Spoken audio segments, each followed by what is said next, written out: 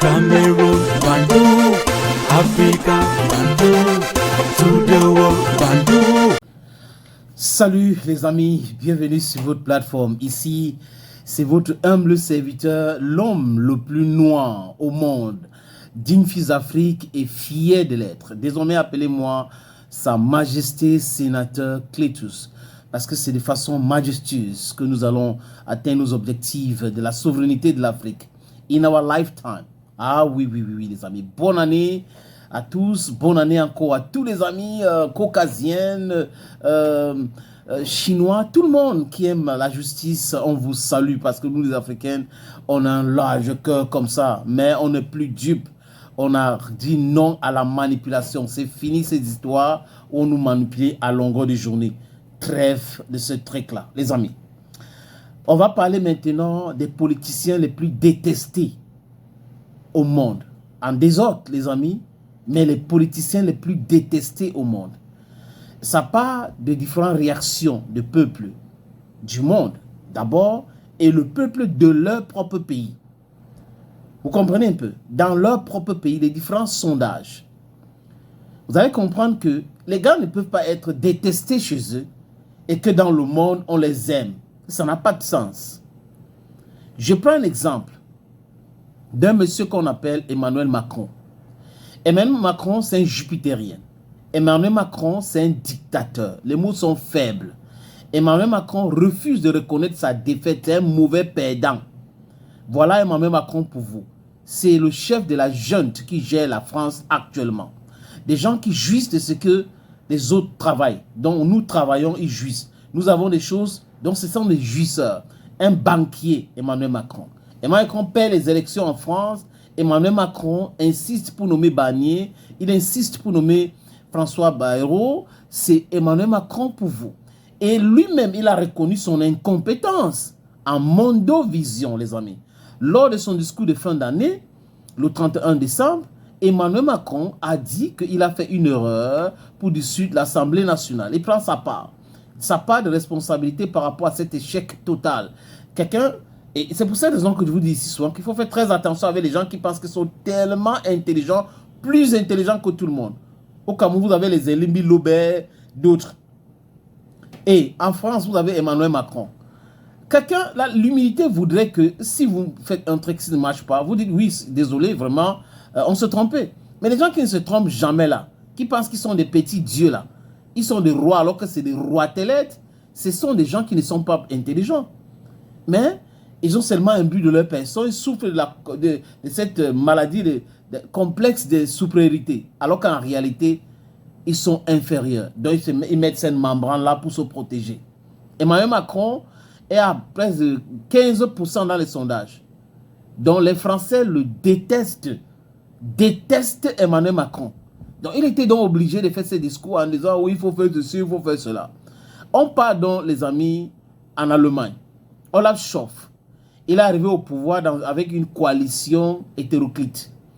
Et là, il décide de se séparer de son ministre des Finances. Parce que son ministre des Finances lui disait clairement que nous ne sommes pas d'accord pour dépenser autant d'argent en Ukraine, alors que notre économie souffre. Et comme Olaf Scholz, c'est un autre jupitérien, et il a dissous l'Assemblée nationale, et il y a des élections qui vont s'organiser, et ils ont vu que Elon Musk, les amis, alors je vous parle, Elon Musk est en train de faire les tweets pour FSD. Je crois que c'est un parti de l'extrême droite, selon ce que les Européens disent. Mais c'est un parti légal allemand. Donc, pour Elon Musk, ce parti doit gagner les élections. Voilà que des gens en Allemagne décident donc maintenant d'enlever. On va voir le résultat des élections, mais des amis, Olaf Scholz ne pourrait pas gagner ces élections-là. D'enlever ce gars-là qui font de la politique politicien, qui sont des bébés de l'oncle Sam. Allons en Angleterre. Combien de premiers ministres ont changé depuis la guerre en Ukraine? Boris Johnson, Sunak, Rishi Sunak, les amis. Et après qui? C'est Starmer qui est là aujourd'hui. Donc on a eu 2 premiers ministres qui sont partis. Donc il y a même Theresa May à un moment donné, il y a eu Theresa May. Donc voilà donc en Angleterre comment il y a eu beaucoup de mutations par rapport à leur non-sens. Vous allez aux États-Unis. L'homme qui ne devait jamais être président aux États-Unis, qui est président aujourd'hui, c'est Joe Biden. J'ai dit ça pourquoi? Parce qu'ils ont menti que c'est Vladimir Poutine qui a influencé les Américains pour voter Donald Trump.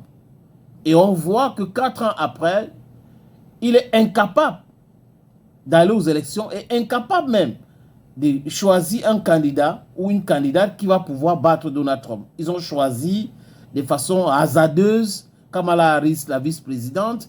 Elle est allée là-bas, elle a subi une défaite cuisante. Au Congrès, défaite. Au Sénat, défaite. Présidentielle, défaite. Donc une défaite cuisante. Donc, je ne sais pas si Joe Biden va recommencer à dire que c'est Vladimir Poutine, c'est la Russie, c'est l'influence russe. Voilà des mythos. Donc Donald Trump avait raison en 2020. Il avait raison quand il contestait ces élections-là en disant qu'il y avait la fraude massive. Oui, ça lui donne... les Américains lui ont donné raison en lui votant 4 ans après. Ce n'est jamais vu dans l'histoire, je crois, c'est la deuxième fois que ça arrive dans l'histoire des États-Unis d'Amérique. Donc vous avez... Je vous ai cité Emmanuel Macron, qui est un chef d'État détesté chez lui et détesté dans le Sud global. Vous avez Olaf Scholz qui est détesté chez lui et détesté dans le Sud global. Vous avez Joe Biden qui est détesté chez lui et détesté dans le Sud global. Voilà pour vous, les amis, les noms des chefs d'État qui sont tellement détestés par nous, par les habitants du Sud global. Pourquoi? Parce qu'ils nous ont fait subir des choses. Ils ont toujours menti, ils ont toujours continué dans cette politique de manipulation, de manigance, de stupidité, d'imposition, de stratégie économique bête, bidon. On se rend compte, avec la guerre en Ukraine, beaucoup de personnes se sont rendues compte que, mais attention, ces gars sont toujours là, ils ont toujours menti dans ce genre de C. Ces gars ont toujours menti, ces gars ont toujours manipulé les gens et des esprits faibles sont devenus maintenant les esprits solides, éveillés, et ils comprennent ces choses-là. Et on est très content. On est content que beaucoup d'Africains, beaucoup de citoyens dans le Sud global ont compris cela. Voilà pour vous, les amis, les chefs d'État qui sont tellement détestés dans leur pays. Vous pouvez aller. Les vérifications sont simples. Sur les moteurs de recherche, tapez les noms. Vous allez voir d'abord le sondage.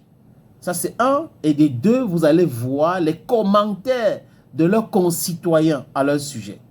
Pour Emmanuel Macron, hein, c'est très, très grave.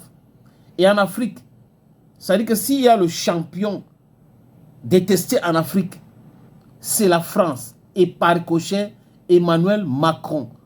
Emmanuel Macron a voulu manipuler les Africains avec son truc de Montpellier, là, sommet avec des jeunes Africains et tout ça, là, alors que c'est des gars choisis par des chefs d'État corrompus pour envoyer là-bas. Certains sont allés dire ce que les Africains pensaient, mais d'autres sont allés faire du cinéma.